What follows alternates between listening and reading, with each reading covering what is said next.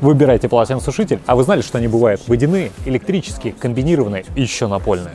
Водяные идут без провода, а электрические с проводом. Комбинированные имеют место для подключения воды и провод. Когда вы выбираете электрический полотенцесушитель, то много информации вам не надо. Вы просто выбираете форму, а потом включаете его в розетку. С водяными сложнее. При выборе водяного полотенцесушителя вам нужно знать расстояние между отверстий. Без этой информации купить вы его сможете, но установить никогда. Это как играть в русскую рулетку. А после того, как вы узнали расстояние, вам остается выбрать нужный.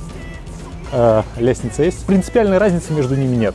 Вам остается выбрать ту форму, которая ближе всего вам. Ну а поскольку комбинированных здесь нет, возьмем водяной полотенцесушитель по нашему расстоянию.